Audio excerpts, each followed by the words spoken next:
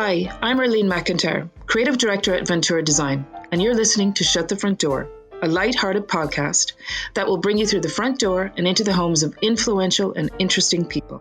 Home for me is one of the most important things in my life. My career has fortunately given me the opportunity to work closely with people and to help them create a home they will cherish forever.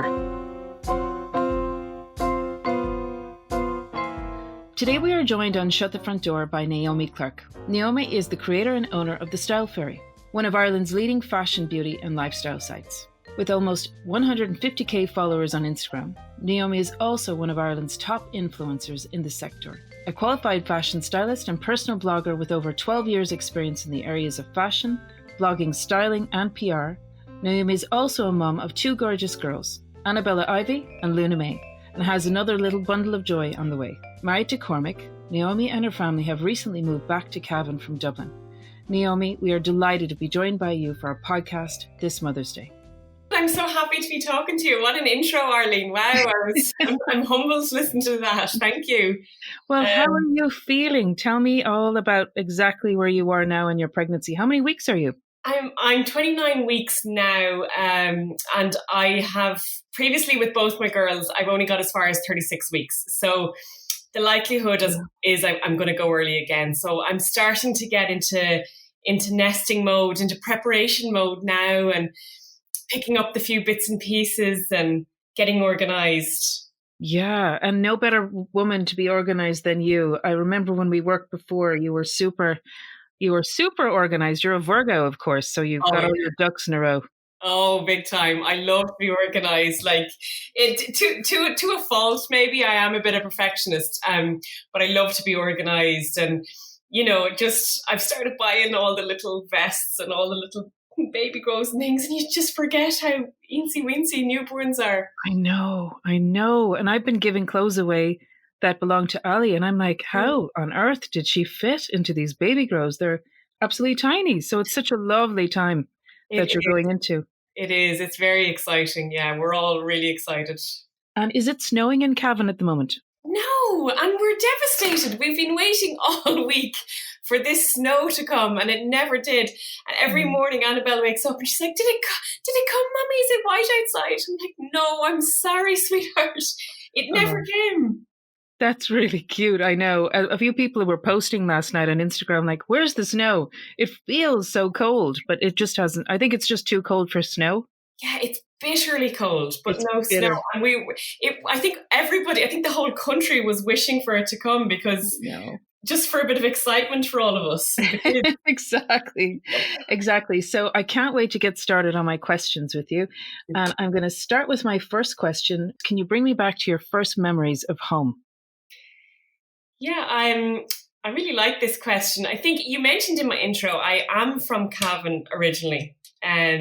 So where I'm living now is less than about 3 minutes from my home house where Mum and Dad still live, which is lovely to be back so near to them. And my parents' house, how would I describe this? It's on the grounds of the family business. The family business is an equestrian centre. So my entire family work in the horse industry, show jumping industry. So I grew up with the house being kind of connected to the business. So I always remember our house being a busy and I suppose like an open door house. My dad would have had an awful lot of clients and customers from particularly Scandinavia. So he did a lot of work in Norway and Denmark. And a lot of clients would then come to our home to be entertained, to have dinner in the evening. So my mum was always cooking and entertaining. That's probably the standout memory for me when I was young. It was at the dining table, there might have always been 2, 3, 4 other people from some other country. So it was definitely a very interesting upbringing. I suppose the other side was Dad was always traveling over to various countries as well. And the done thing back then, I suppose in the 80s and early 90s, was you ate in people's homes. You didn't really go out to restaurants. Yeah. Then when people would be in Ireland, Mum would do the entertaining in our home. And when I think of our old kitchen, we had a little hatch. So there was a hatch on the side of the kitchen that opened into the dining room, like a serving hatch.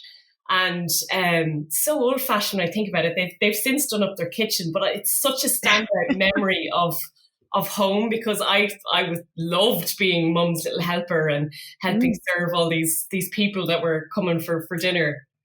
Yeah, it was exciting as well. And it was fun. I'd say there was loads of chaos going on behind the kitchen, and then you wouldn't know what was happening unless you opened that hatch. Oh, completely, yes. And the dining room, and we were all in our best behaviour in the dining room, and that the good cutlery was out and the good china was out. But there could, as you say, there could have been absolute chaos then in the kitchen. And so tell me, Naomi, about your own bedroom when you were a teenager. What was that like? I shared a room with my sister Natalia, actually, up until I think I was maybe in my early to mid-teens. And actually, it's funny because I've now moved my own two daughters in together. And because I have such memories of sharing a room with Natalia, and it was so lovely to sleep with somebody, and you get so, now there's a 12-year age gap between myself and my sister, but we were obviously very close. So I love that I'm now doing that with Annabelle and Luna, and I can't believe how close they are starting to become. I suppose the bond when you're sharing a room with somebody, you become so close. Oh yeah. So yeah, that's my memory. Very girly. We had, myself and Natalia, my sister, had all these wall shelves, and we collected dolls from, you might not remember these dolls, but when Dad would be away traveling, he would bring home the national doll of every country. Oh yeah. And so we collected those dolls, and we had just so many dolls everywhere, all the little, whatever was the national icon or the national doll. How cute. And then at what point did you leave the nest and start traveling? I left Cavan when I was just about to turn 18, and I moved to Dublin. I have been away, I was away from 18 up until almost 3 years ago we moved back. So I was away from Cavan about nearly 17 years. Wow. Yeah, so I left Cavan around, as I said, 18, moved to Dublin, rented accommodation. I went to Trinity College, rented near the city. So it was a totally new experience being away from home now. I was still back in Cavan every Friday with my washing for Mum to help me out. And back up to Dublin on a Sunday evening. But after a few years, Dublin became home, and the visits to Cavan became less and less, I suppose you'd say. And what were you studying in Trinity? I studied business and economics. Good woman. Yeah, and I majored in international business and marketing. My goodness. Yeah, it's a far cry from where I am now, which is it's a funny one, but it was a kind of, it's, I suppose, in many ways similar to an arts degree in that you got to cover an awful lot of topics and subjects, and then you mastered or majored in the areas you wanted to. So that's because of that course, I suppose I went on then to go into the field of public relations, and in a sort of roundabout way ended up where I am now. Yeah, absolutely. I was just thinking, obviously, that's all stood to you, all of that. It has. Your business now, for sure. Yeah, it has. I mean, now I'm running my own business, and it does, even though it's a kind of a very different to where I am now, it has really all stood to me, especially the marketing side of things. And then because I went into PR, I suppose I've been on the other side. I've worked in agency PRs where I've been representing the brands, and I'm trying to get coverage for brands. So it works well for me now that I'm on the other side of the table. I understand where PR agencies are coming from, and I like to think that I get on really well with PRs and can work with them quite well. Yes. And you understand what you need to deliver and how to deliver, and you kind of get the whole end game of maybe a marketing plan or and what kind of results they're looking for. And I always ask that when I'm working with a brand, like what is success for you, and what are you trying to achieve with this campaign? If I'm working with a brand, or if we're collaborating, I like to know what a brand wants, because if you don't know that, well, then you just can't deliver for them. For sure. For Yeah. sure. And it probably feels much more organic for you if you kind of can connect to a brand as well. Absolutely. I think that's so important for me anyway. In any case, I have to feel a real click with the brand. It has to be really natural, organic fit for me. Mm-hmm. I am just not able to work on something if I don't feel that fit. It just doesn't come naturally to me. It's true and honest to me. Yeah. And it just comes across definitely when you love what you're putting yourself beside, you know, what you're aligning yourself with, it just comes across that it flows really. Absolutely, I agree. I think you can see it so clearly. Yeah. And then did you travel to Australia, am I remember? I did, yes. So I was living in Dublin, finished college, spent several years working in PR agencies, 2 different agencies in Dublin. And myself and my now husband, Cormac, were together. And I should mention he's also from Cavan and he was my neighbour growing up. Oh, cute. So I did not know that. I thought he was a Dublin guy and that you had... No. He's a Cavan man. So I've known Cormac since I was probably about 5 years old. Oh, hilarious. Yeah. So, and we've been hanging out since we were kids.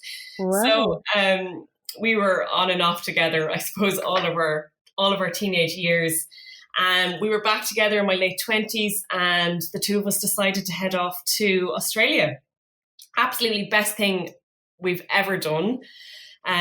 We lived there for 2 years. We lived in Sydney, in Coogee, in a lovely apartment overlooking the sea. I mean, we could walk down the hill and we were literally on Coogee Beach. It was heaven. I loved Australia. Fabulous. I really, really loved it. Lovely.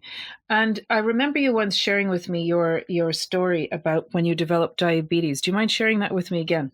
No, not at all. Yeah, so I always forget, I'm I'm well over 20 years with it now. So I developed type 1 diabetes when I was 15.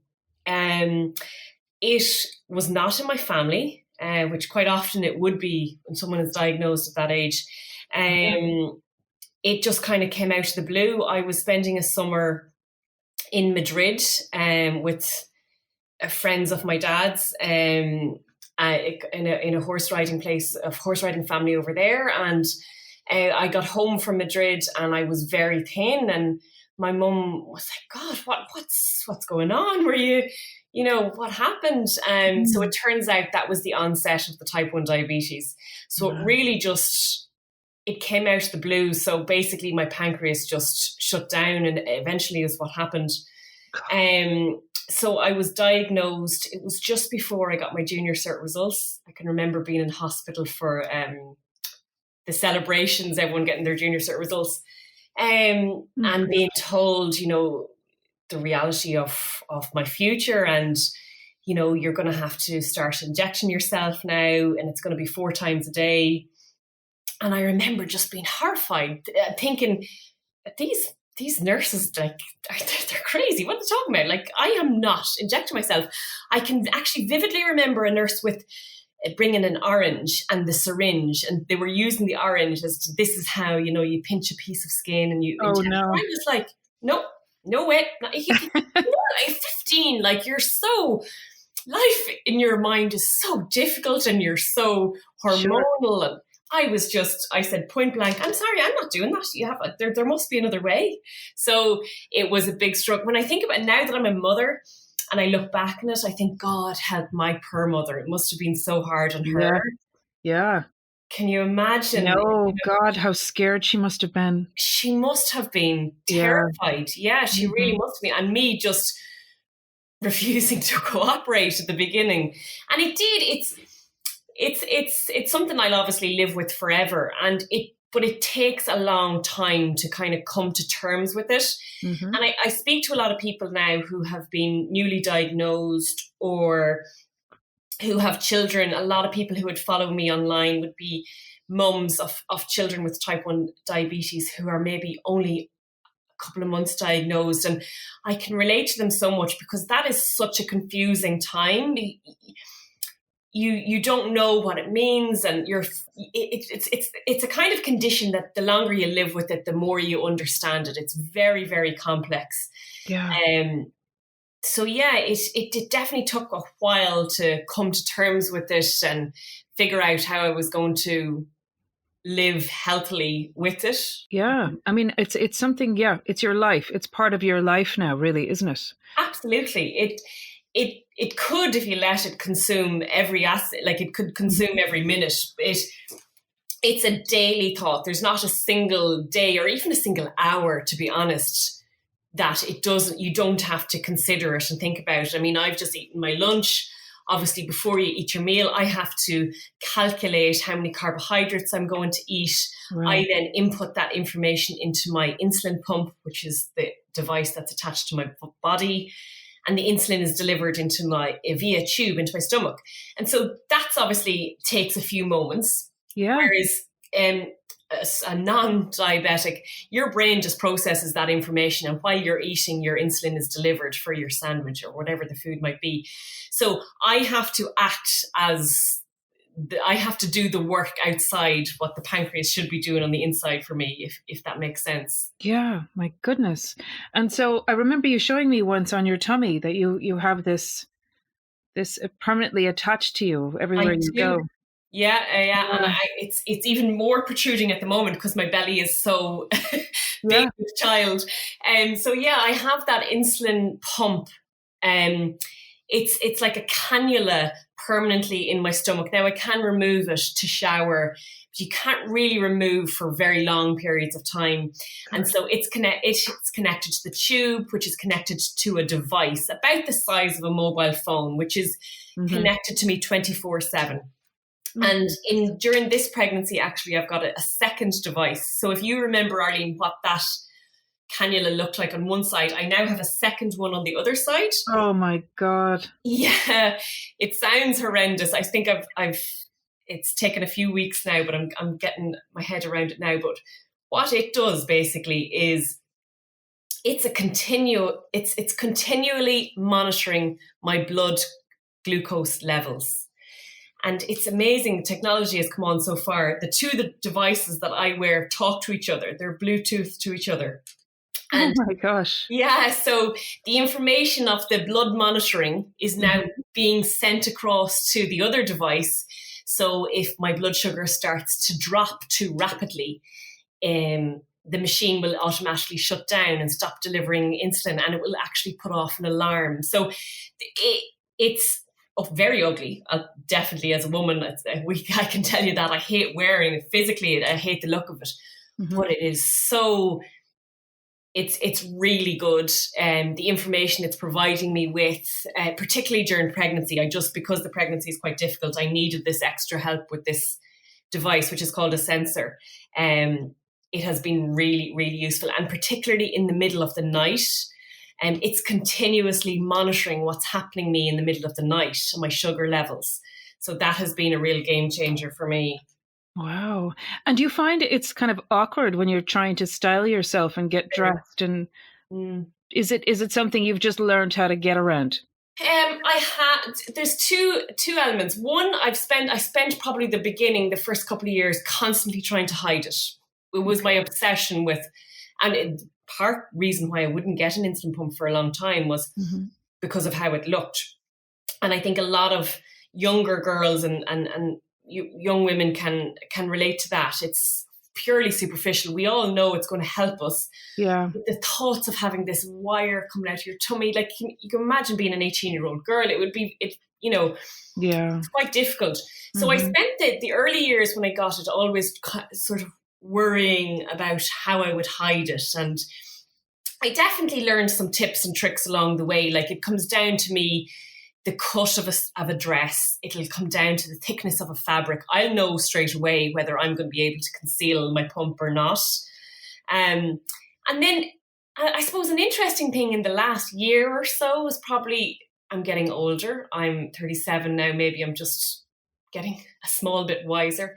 Yeah. I'm not caring as much. And yeah, there's a little bulges under my top, and often in my style videos online, you can see maybe the tubing coming out of the top, and I'm just saying, I can't, it is part of me. I can't hide it. So yeah, I think with age, I'm learning to not be so worried about it. Like, definitely when people see it for the first time, they're a bit like, oh, wow, I had no idea. And then they just forget about it, and you just, you move on. It's such a small sacrifice, really, in the bigger scheme of things. It is.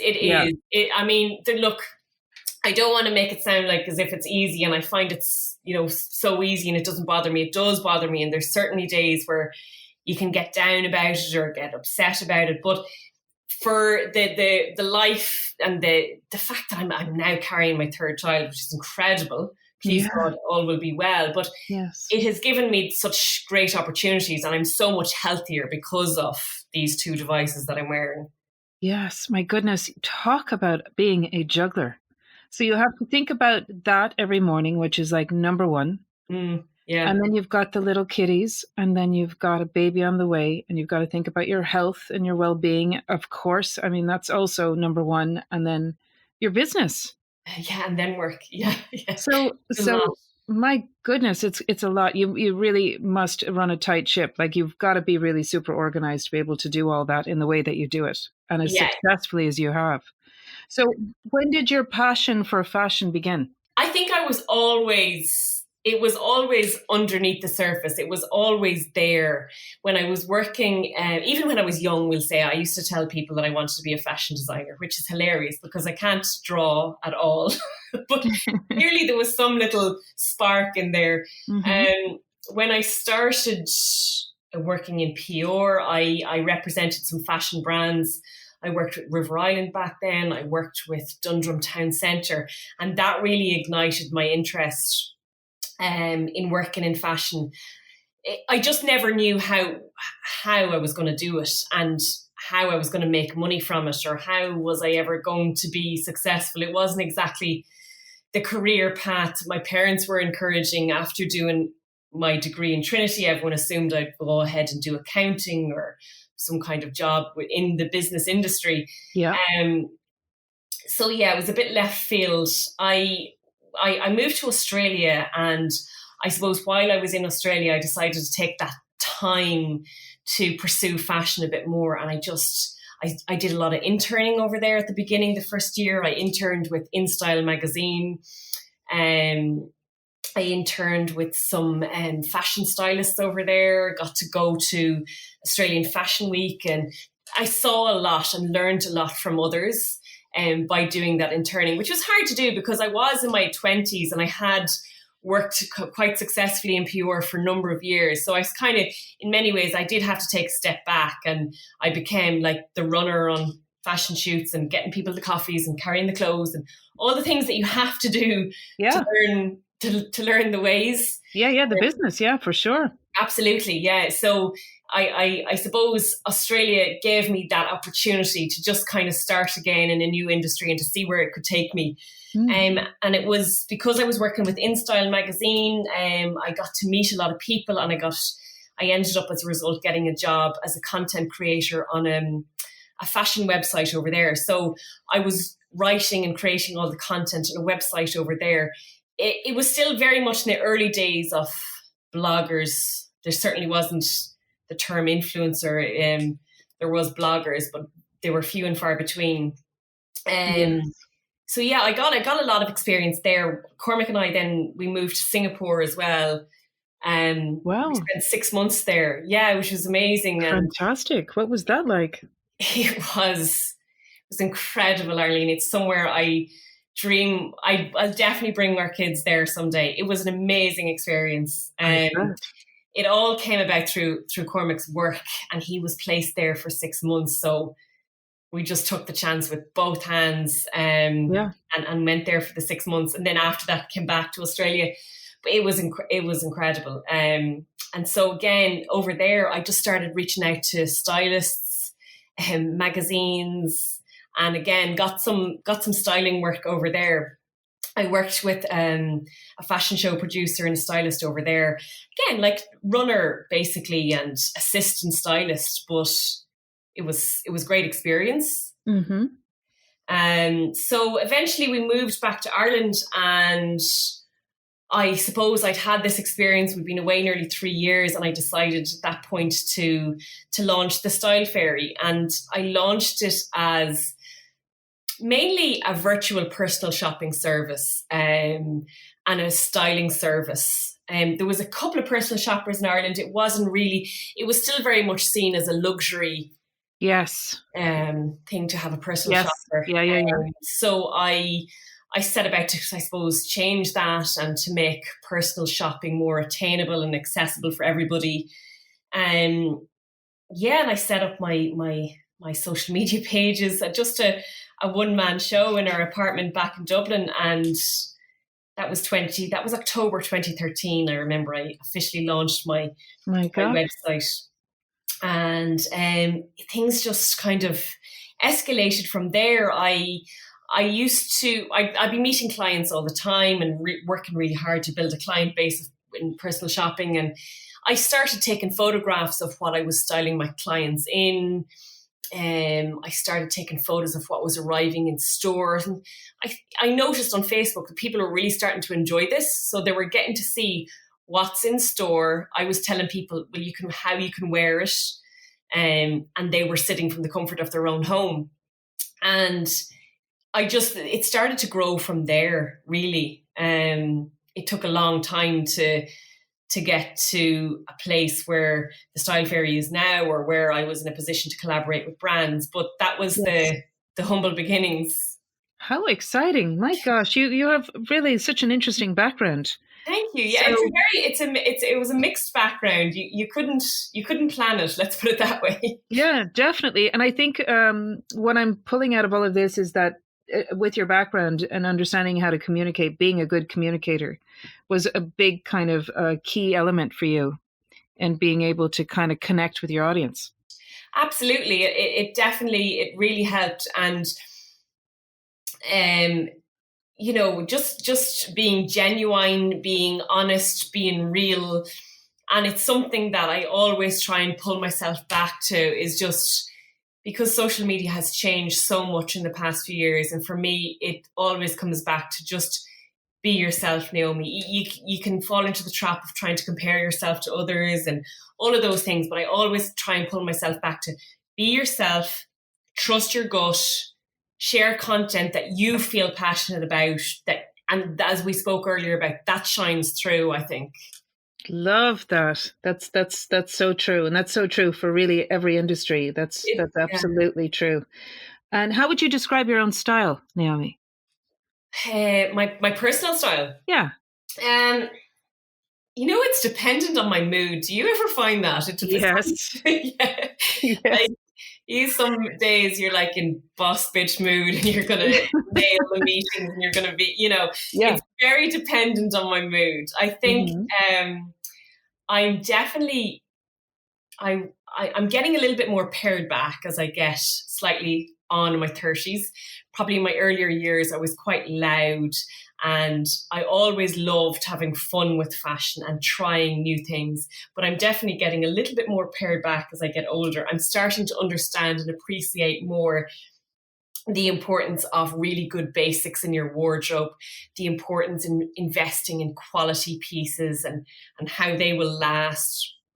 I think I'm very feminine, which definitely comes from my mum. My mum is in her 70s. She'll kill me if she listens back and hears that. But she's in her 70s and she is incredibly glamorous. I bet she is. She really is. Her hair, even in lockdown, I don't know how the woman does it, but her hair is always perfect. She's always immaculately dressed. She's never without lipstick. Oh, I love her. She sounds fabulous. Oh, she is. She's fabulous. And she wears a lot of color. And people often, as in my brothers and sisters, I'm the youngest of four. They always slag me how I'm becoming the little Pauline. Pauline is my mum. She really was a huge influence on me. And I think because of her, I too love colour and embrace colour. You'll rarely see me in black. And again, you'd very rarely see my mother wearing black. I know. Colour really impacts your mood, though. It can really lift you. Yeah. Yeah, absolutely. I love colour. Yeah. Me too. And you recently brought out your own collection with Littlewoods, which involved this huge marketing campaign. How did your little girls react to seeing their mummy on TV for the first time? They were blown away, Arlene. It was so lovely. Hard for them to understand in many ways. I mean, Luna is just 2. So she was very confused. And when there was a TV ad to go alongside my connection with Littlewood's.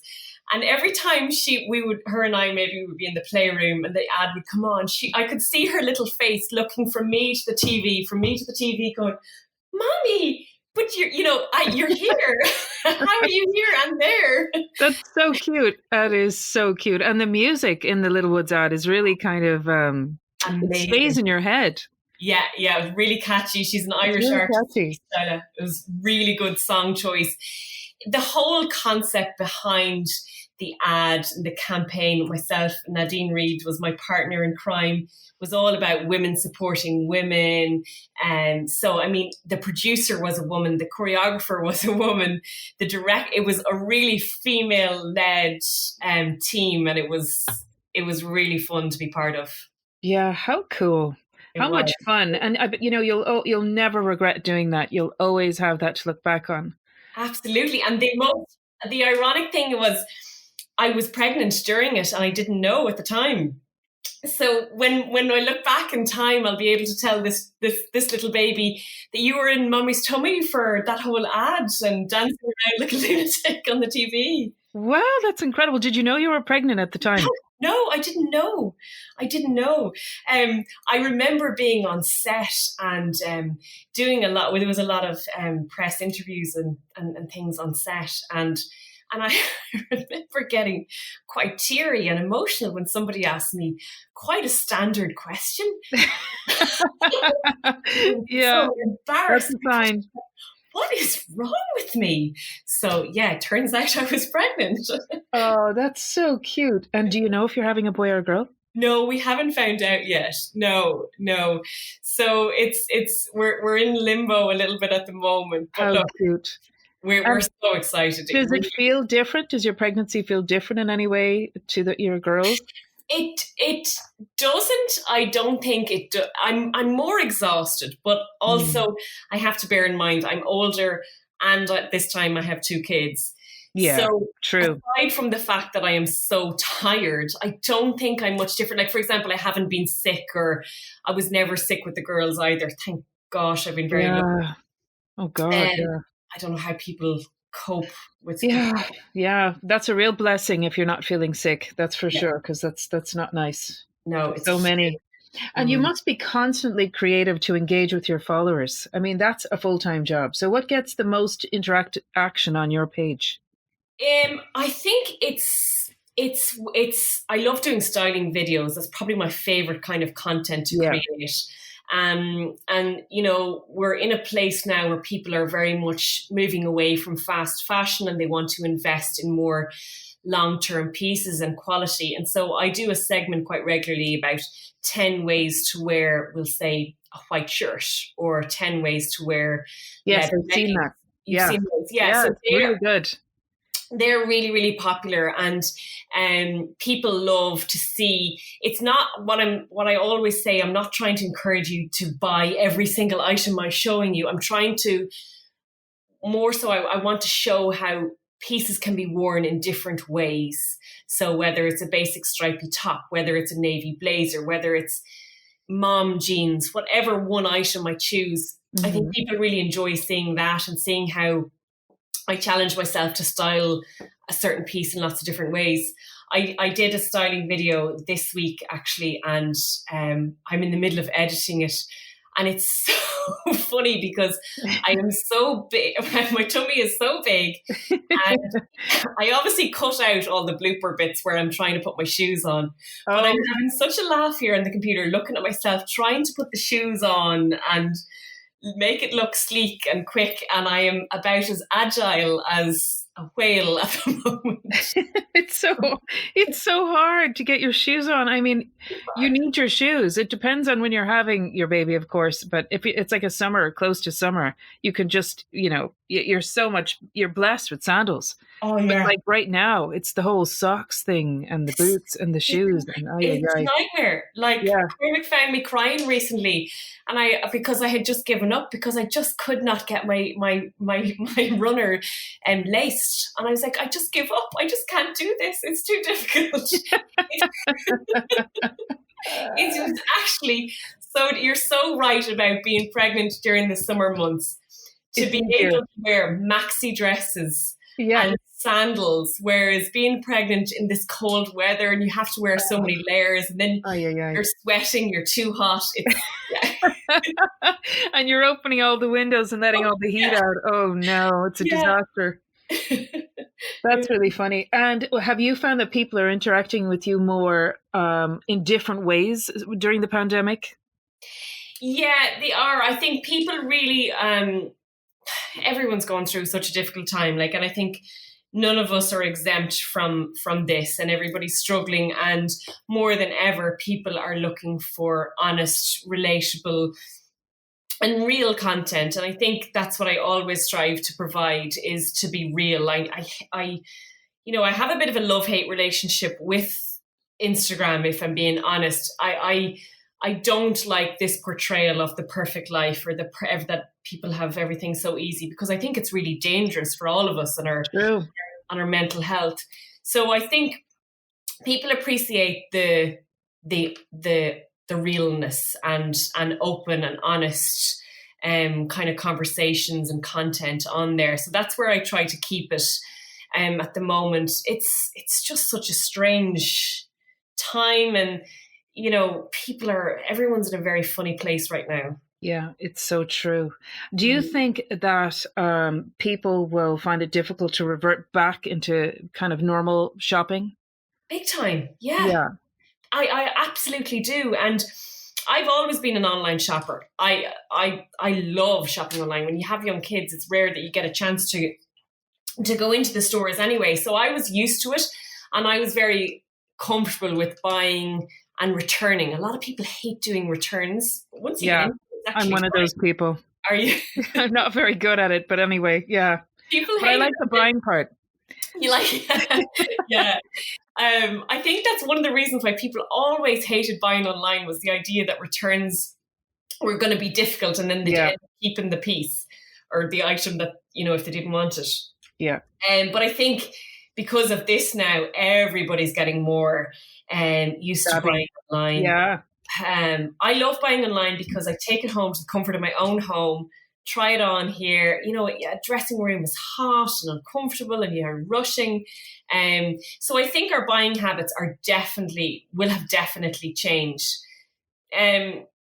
Because it's just so much easier to do online shopping. And also the sad and quite worrying thing is how many of the chains are closing and not reopening again. I think the high street is going to look very different when this is all over. I know. It is so sad. We've just got to hold on to what we can, like support our local businesses, Absolutely. Yeah. I think that's the huge, there's a huge move towards that in our shopping habits. And I see that on Instagram and on my Facebook all the time, is people want Irish alternatives. They want local alternatives. That's where we're going to. That's where we're at now.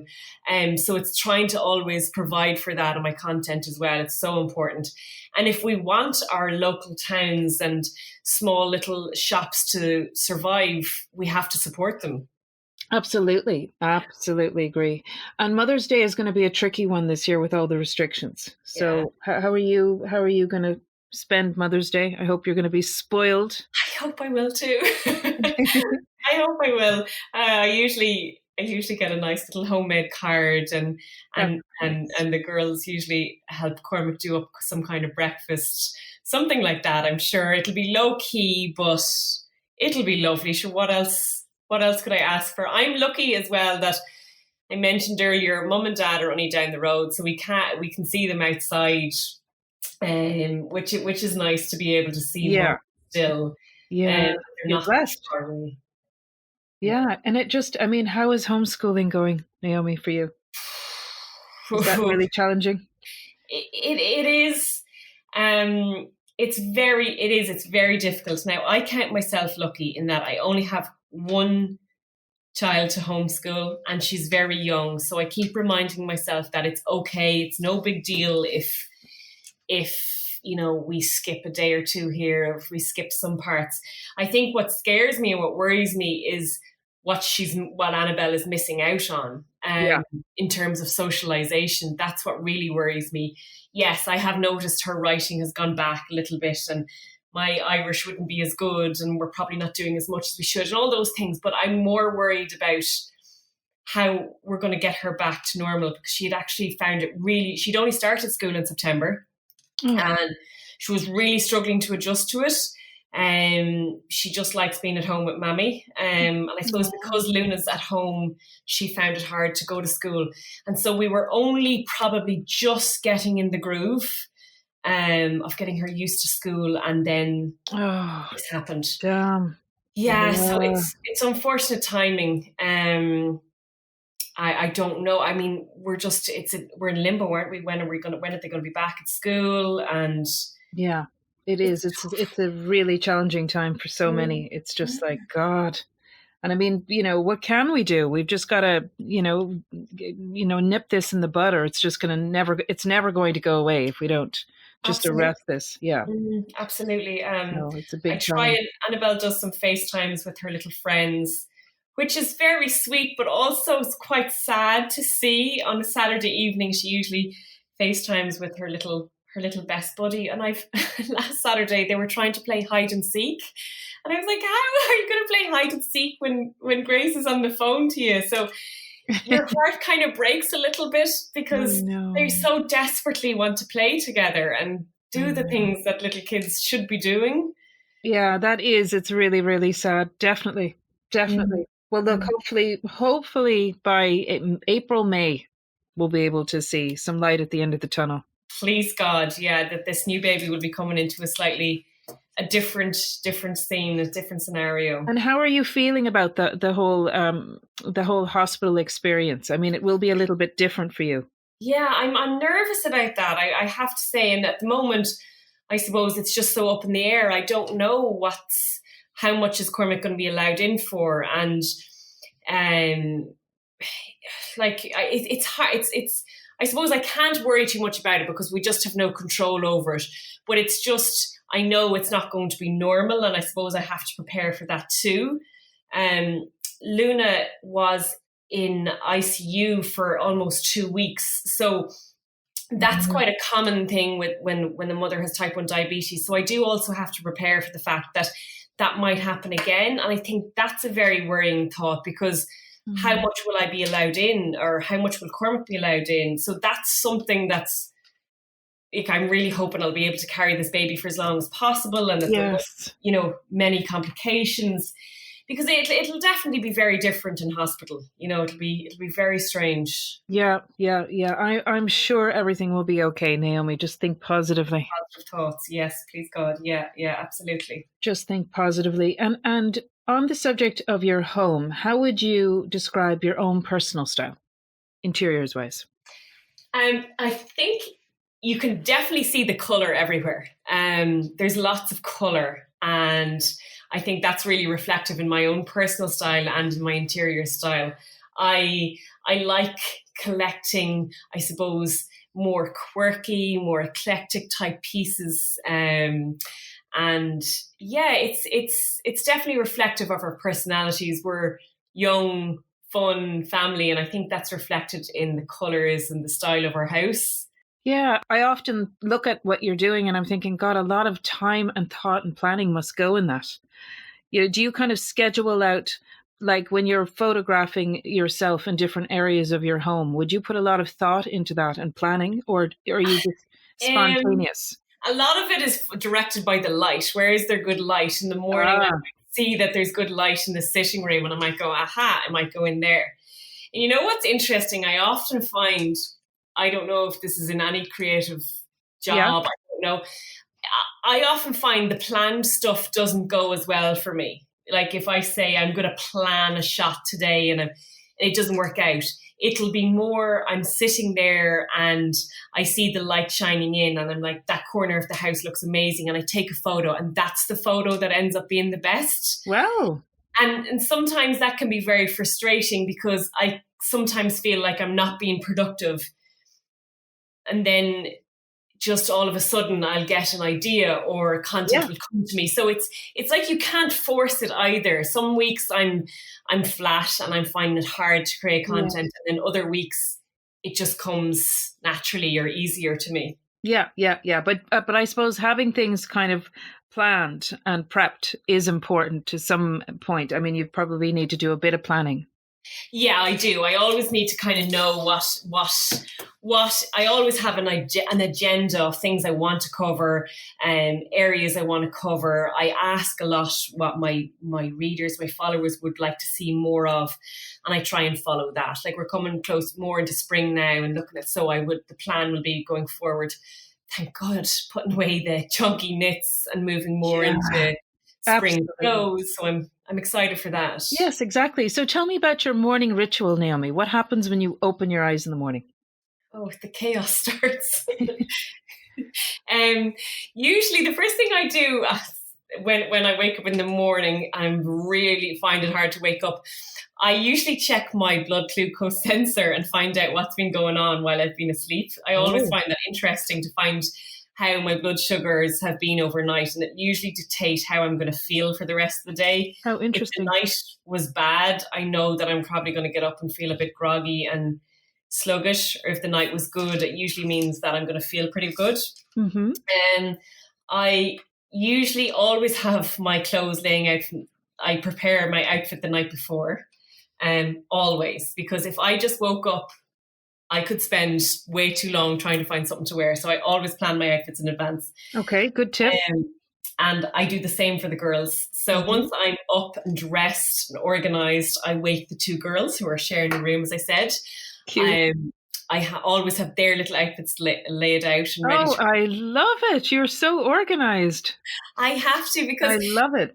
I just love, I always feel better, Arlene, when I like what I'm wearing and I feel good in my clothes. Yeah, you're so right. Yeah. It really affects my mood. So I've learned to just accept that, and that's what I like to do. So, Cormac thinks I'm mad the night before. I could be ironing a shirt or something, and he's like, but you're not going anywhere tomorrow. But as I say, that's not the point. It's about how I feel. And I know, it makes you happy. Yeah. It makes me happy. And and I just find as well in the mornings, it definitely saves time for the girls if I have their clothes ready to go. I'm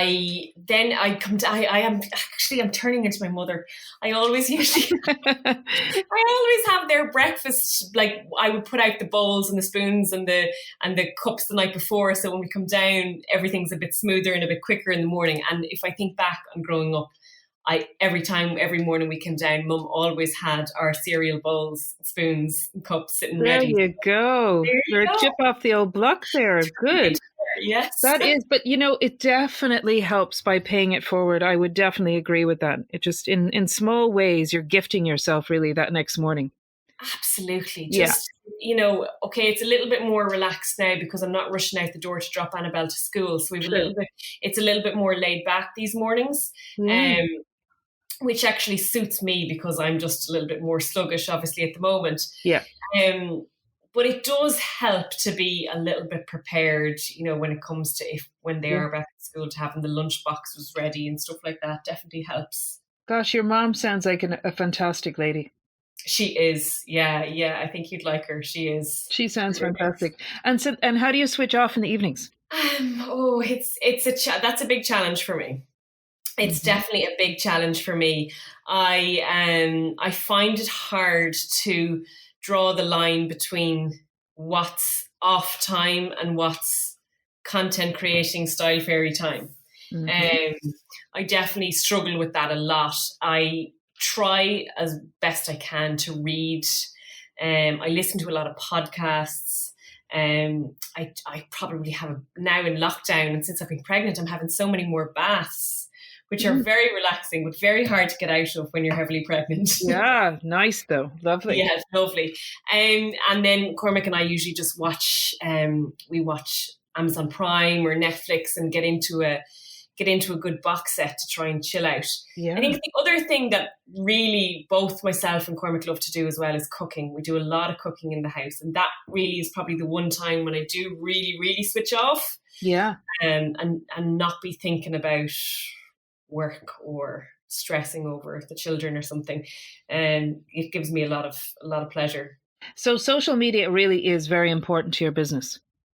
It's everything. Yeah, it really is. It really is. Whilst I obviously still have the website and I maintain content all on there, I just noticed that more and more people want content and information instantly, and they want links and details instantly. And the best way to get that is on social media.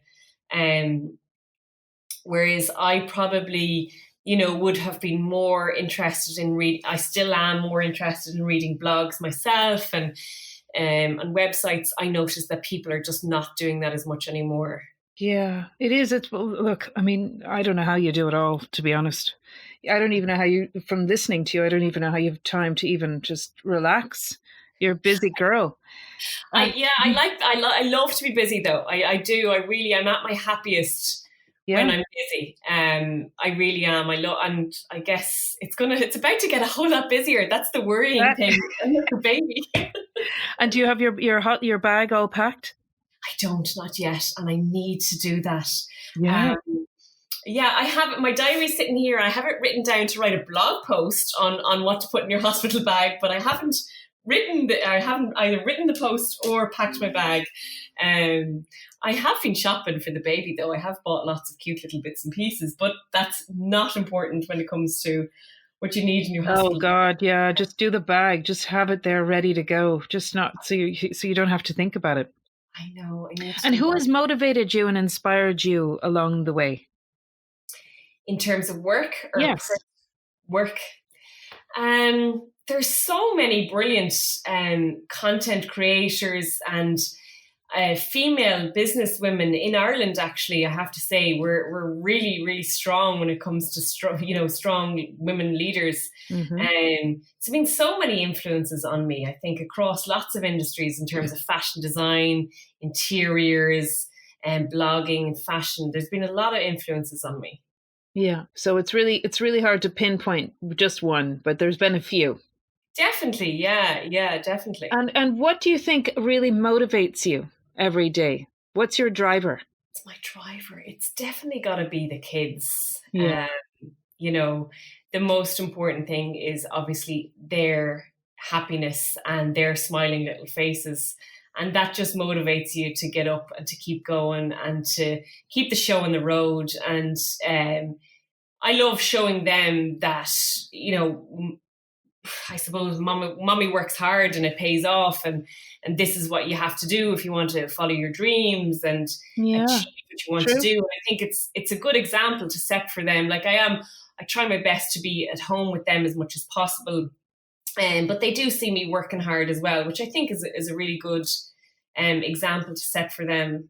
Yeah, that's so true. That's really true. And would you describe yourself as a spiritual person, Naomi? In the sense that, that you would believe in putting out good vibes and good karma, and what you put out there comes back to you and that sort of thing. Yeah, definitely. I definitely believe in that. And I don't think when it comes down to religion, I'm particularly spiritual, but definitely more spiritual rather than religious. You would be absolutely. Yeah. I do believe that things will happen the way they're supposed to happen. That timing is everything. That you have to believe that certain things happen for a reason and it will come back for you. Definitely, I think we all in this house, myself and Cormac, believe that very much. My husband has just set up his own business, and 3 weeks later, the pandemic hit, and he was just in his new business.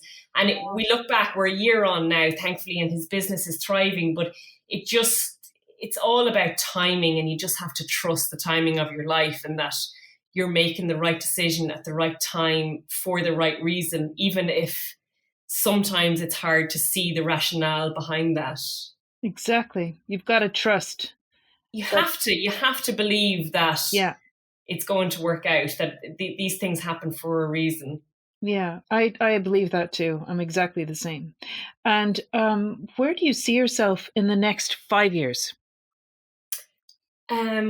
I was just having this conversation with my husband earlier.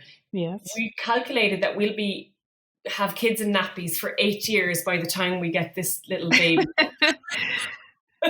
So in 5 years, I will no longer be doing nappy changes, hopefully. Look, Arlene, I suppose the real long-term passion and goal for me is to create my own brand. And it's something that I've wanted to do for years. Hmm. It's just not something that I want to get wrong. So I spend a lot of time kind of daydreaming and planning that. But I do want Naomi Clarke brand or Style Fairy brand in the area that I'm in.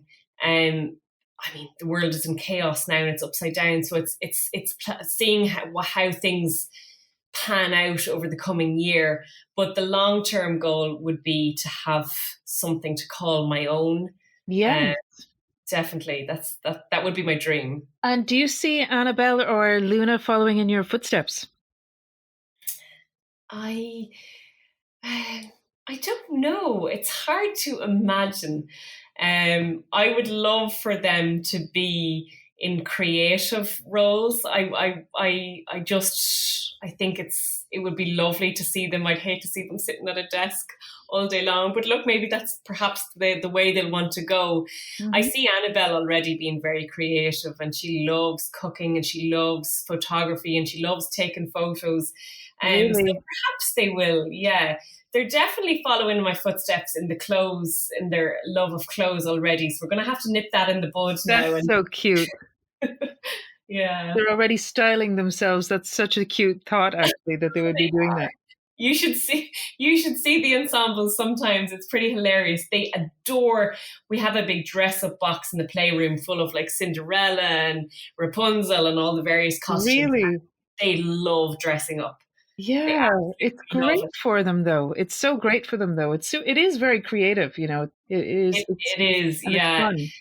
Yeah, it is. Luna in particular has an incredible imagination, and she just loves dressing up, and it goes into her own little world, little conversations on her own, playing away. It's amazing. So cute. And you had a big background in history with horses. Yes, yeah. It's so mum and dad, as I mentioned. My dad built Cavan Equestrian Centre way back in the 80s, and so the entire family, the rest of my family, work in the equestrian centre. My brother Mervyn is a show jumper, and then my older brother Stuart now runs the equestrian centre. Well, So I grew up not knowing any different, only horses and show jumping. I mean, I kind of, mum was saying recently how my parents are actually moving homes. My elder brother is moving into the family home, and mum and dad are downsizing. hmm. And so mum was going through photos, and she found a photo of me on my pony. My pony was called Vanity Fair. Oh, When I wow. Fabulous. What a fabulous name! Yeah. Yeah, and Vanity was like a really, really old, beautiful pony. I still remember her. But mum found this photo, and mum is leading me. We reckon I'm about 3, and I've fallen asleep sitting on the pony. Oh, So it just goes to show, we were saying, I just knew no different. I was at horse shows, I was up in the equestrian centre, I was on ponies, literally taking naps on the pony. you were I that really knew. comfortable around them. Yeah, exactly. And my dad actually for Christmas bought my daughters their first pony, and Oh, that's so nice. yeah, it's a little Shetland pony, which is a Yeah, very cute. tiny breed. Yeah, and the pony's called Sugar Plum. So Oh, cute. they're So cute. loving Sugar Plum, and I hope they'll follow in my footsteps. I show jumped quite seriously up until probably I was about 22, 23 when I started working full time in Dublin, and I just wasn't coming home, and I wasn't competing enough anymore. But I competed in the RDS horse show. Oh, I travelled a lot show jumping. I loved it. It was huge part of my life. My gosh, Naomi, you are such an interesting person to chat to. I've learned all sorts of things about you today that I did not know before. Thank you, Arlene. And what advice would you give to your younger self? Oh, don't sweat it so much. Definitely, just it's all going to work out. I like when I look back at my leaving cert, I worried so much and I studied so hard. I wish I could tell myself, actually, Naomi, you're going to end up with this fashion blog and it's all going to be fine. You know, I was a worrier, and I wish I could just tell myself to chill out, don't worry about it. It's all going to work out. Yeah. Yeah. Big time. I know. I think we would all agree that's the best advice we can all give ourselves when we look back. We all worry too much. We all worried, and just trust that it's going to work out. You know, it's such a, I mean, if I go back to my leaving cert year, I actually was with my husband when I was with Cormac back then, but it was such an unknown, it's such a worrying time, isn't it, for young people, 17, 18, you don't know where you're going to go or, you know, what direction you're going to go in. So, yeah. Now, Naomi, I'm just going to do what's called a quick fire round of questions. Are you ready? Okay. Tea or coffee? Coffee. Bath or shower? Bath. Fashion or interiors? Ooh, so hard. Fashion. Text or talk? Text. Night owl or early bird? Night out. Glass half empty or glass half full? Half full, absolutely. Dublin or Cavan? Oh, this is so difficult. Dublin. Home or abroad? I'm dreaming of going on a holiday abroad right now, so I'm going to say abroad. Abroad. Eat in or go out? Out. Online or in-store shopping? Online. Locked in or locked out? Locked out. And final question, 2021 or 2022? 2021, because my baby's coming, so it's an amazing one. Oh, absolutely. Well, please keep us informed. I'll be watching your page anyway. Well, I'd just like to wish you all the best, Naomi, on the birth of your new little baby. And I'm sure everything will just go very smoothly and really well. And I'll be thinking of you. Oh, thank you so much. And I'll be sending you loads of positive energy. Thank you so much. And mind yourself and stay safe. You too, stay safe. Thanks. Take care.